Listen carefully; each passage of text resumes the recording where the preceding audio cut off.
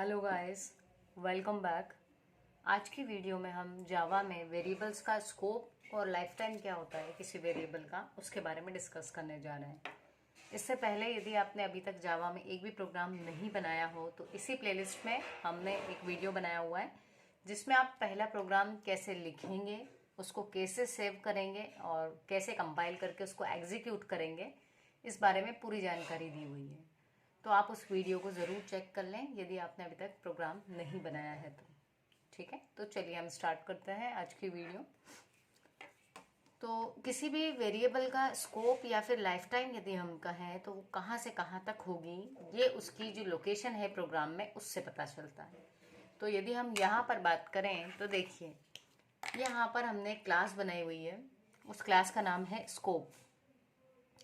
अब ये जो क्लास है इसके अंदर हमने अपना एक मेन फंक्शन बनाया हुआ है। ठीक है, जावा में मेन फंक्शन जहाँ बनाते हैं उससे ऊपर आप क्लास डिक्लेयर करते हो।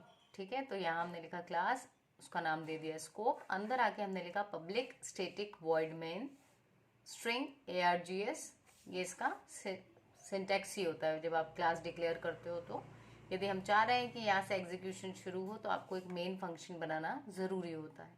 अब देखें तो देखो, यहाँ पर हमने एक वेरिएबल डिक्लेयर किया है जिसका नाम क्या है x।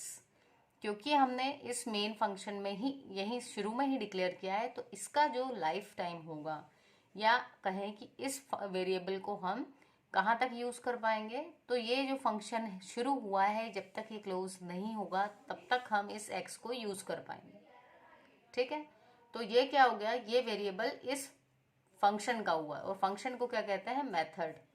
तो ये आपकी इस मेथड का वेरिएबल हो गया। ठीक है, तो इसका स्कोप कहाँ तक रहेगा, ये पूरे फंक्शन में जहाँ पर भी कभी हमको प्रिंट करवाना पड़ा, एक्स को यूज करना पड़ा, तो हम एक्स को यूज कर पाएंगे। यहाँ हमने एक्स में वैल्यू दे दी 10। ठीक है, और ये कंडीशन को हमने जानबूझकर इसको वैल्यू 10 दे के 10 ही चेक करवाया ताकि हम इस ब्लॉक में आ पाए। ब्लॉक में क्या होगा, यहाँ देखो एक और वेरिएबल दिया हुआ है जिसको हमने इस ब्लॉक में ही डिक्लेयर किया है। देखो ऊपर नहीं किया था कहीं, यही लिखा हमने इंट y और वैल्यू दे दी। तो ये जो है ये वेरिएबल कहाँ तक रहेगा, सिर्फ इस ब्लॉक तक। तो इस वेरिएबल का स्कोप सिर्फ इस ब्लॉक तक। तो इस ब्लॉक से बाहर जब अगर हम इसको लिखवाएंगे तो एरर आएगी, क्योंकि इसको कंपाइलर आइडेंटिफाई नहीं करेगा। ठीक है, तो यहाँ जो डिक्लेयर किया है, क्योंकि वो आपके इस ब्लॉक के अंदर है अगर देखा जाए तो यहाँ से यहाँ तक पूरे में इसको पहचाना जाएगा। बट ये जो y था वो कहाँ डिक्लेयर हुआ, इस ब्लॉक में। तो इस ओपनिंग ब्रैकेट से इस क्लोजिंग ब्रैकेट तक आप y को यूज कर सकते हो। तो यहाँ हमने क्या लिखा, यहाँ पर हमने x और y को प्रिंट करवाया है। यदि आपने प्रोग्राम रन किए हैं जावा में तो आप समझ गए होंगे, और यदि नहीं किया है तो मैं बता देती हूँ। देखिए, ये जो है डबल कोट्स, इसके अंदर हम जो भी लिखते हैं वो एज इट इज़ आउटपुट में दिखेगा, लेकिन ये प्लस के बाद सिर्फ x लिखा है, इसको डबल कोट्स में नहीं लिखा, तो ये इस x की वैल्यू प्रिंट करेगा। ठीक है, तो प्लस वाला जो सिंबल है ये इसलिए लगाते हैं कि इस स्ट्रिंग के साथ में ये भी लिखना है। अब अगर हम आउटपुट की बात करें यहाँ पर, तो आउटपुट में क्या मिलेगा, x एंड y। x की वैल्यू कितनी थी, 10। उसके बाद प्लस करके ये स्पेस दिया हुआ है तो एक स्पेस आएगा, और फिर प्लस करके क्या लिखा है, y। तो प्लस करने से क्या हो रहा है, यहाँ पर वैल्यू ऐड नहीं हो रही, बट इस वाली लाइन में उसकी वैल्यू को जोड़ दिया जा रहा है। तो यहाँ पर 10 को जोड़ा, स्पेस दिया, और y की वैल्यू क्या थी, 20। तो ये प्रिंट हो जाएगा। यदि हम प्लस नहीं लगाते तो यहाँ पर एरर आती। ठीक है, तो इसकी वैल्यू को प्रिंट करवाने के लिए हमने प्लस लगाया है पहले और फिर वैल्यू प्रिंट करवाई ताकि अपेंड हो जाए वैल्यूज।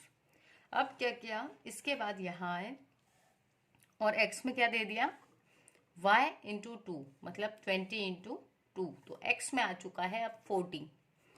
इस ब्लॉक में भी हम x को यूज कर पा रहे हैं, क्योंकि x जो है ये इस पूरे फंक्शन में कहीं पर भी यूज किया जा सकता है। इसका लाइफ टाइम कब तक रहेगा, जब तक हम इस फंक्शन से बाहर नहीं हो जाते। तो ये इसका स्कोप कहाएगा, स्कोप क्या रहेगा इसका, मेथड।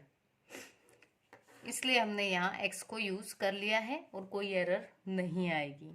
अब यदि हम बात करें, इस ब्लॉक को हमने कर दिया बंद और यहाँ लिखा है हमने y इक्वल टू 100, मतलब ये जो वेरिएबल अंदर डिक्लेयर हुआ था ब्लॉक में उसकी वैल्यू दे रहे हैं हम, फिर उसको नई वैल्यू असाइन कर रहे हैं।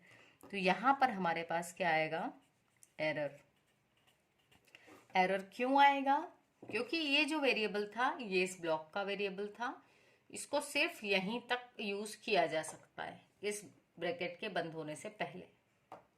यदि ये लाइन हम इस ब्रैकेट के बंद होने से पहले यहाँ लिखते तो कोई एरर नहीं आती। क्यों? क्योंकि इसका स्कोप यहीं तक का था।